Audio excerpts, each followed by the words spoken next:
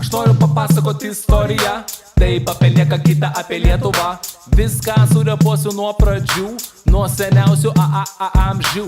Lietuvai jau daugiau nei 1000 metų. Čia tau nemėgauti servelatų ant stalo per kalėdas. Brangus jaunuoli, tą turėtų būti gėda.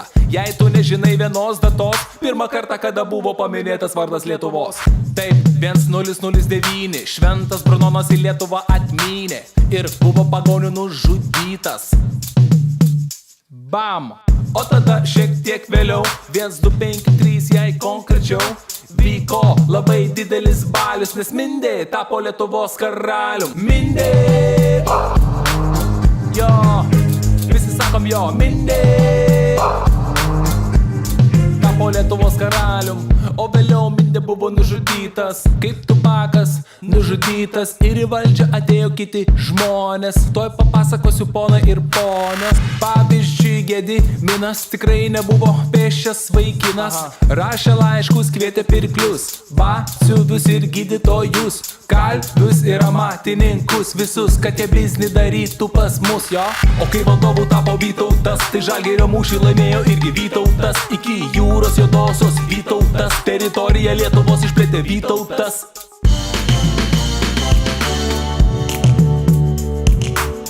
O vėliau jisai nukrito nuo arklio ir numirė. O po daugiau nei po 100 metų Martynas Mažvydas dėdėms ir tetoms parašė pirmą lietuvišką knygą. Va, katekizmas į lentyną. Dar išskirčiau tokį faktą: Liublino unijos aktą. Nauja valstybė buvo sudaryta, kokia Žečpospolita. Ir visai netrukus, praėjus porų 100 metukų, pasibeldė tuku-tuku į duris valstybės padalinimai. Tuku-tuku.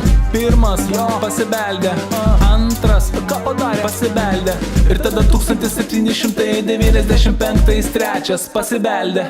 Ir tada nebeliko Lietuvos, ji buvo prijungta prie Rusijos. Žmonėms nepatiko tai, jie sukilo prieš caro valdžią sukilo.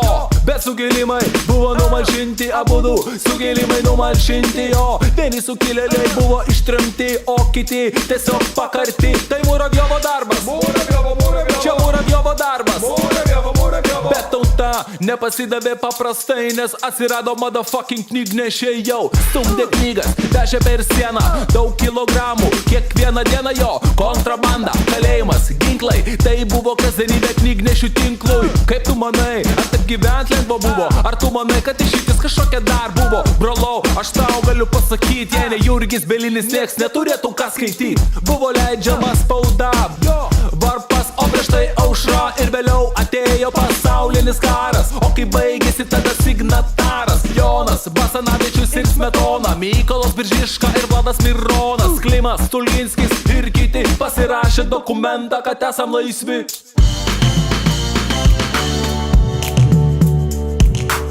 Bet laisvę pasidžiaugėm neilgai, nes kur buvę, kur nebuvę, atėjo sovietai. O po to fašistai, o po to vėl sovietai.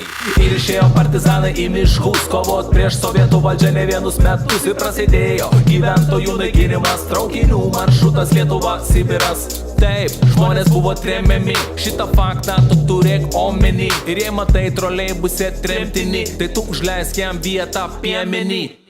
Šaunuolis, klausyk toliau, dar tau turiu ką pasakyti daugiau. Gyvenimas dabartinės Lietuvos buvo kitoks nei prie tarybų valdžios. Pavyzdžiui, bananai, deficitas buvo, arba gera dešra irgi deficitas buvo. Įsivaizduoji, wirelesso nebuvo, arba Google'o irgi nebuvo, nes paiešką vykdė KGB, o prieš KGB NKVD. Va tokie buvo popieriai, mėly Lietuvos hip-hoperiai. Visą tą laiką nenustojo degti viltis, kad Lietuva bus nepriklausoma šalis. Ir tada perestroika prasidėjo, tautiniai jausmai sustiprėjo. Įsikūrė sąjūdis, o jo pirmininku tapo Landsbergis, jo. Ir tada visi atsistojo, į Baltijos kelią atsistojo. Susikibo Latvijai, estai, lietuviai už rankų arba už rankovių. O 1990 metų kovo 11 atėjo ta diena, kai Lietuva tapo vėl laisva.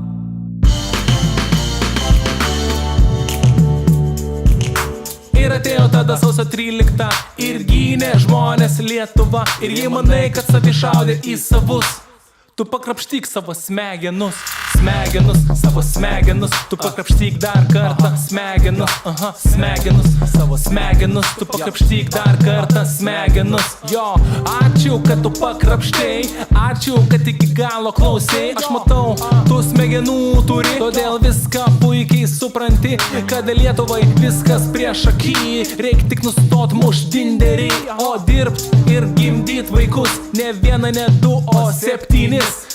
Arba truputį mažiau, aš nežinau, daryk kaip nori, nes aš jau baigiau.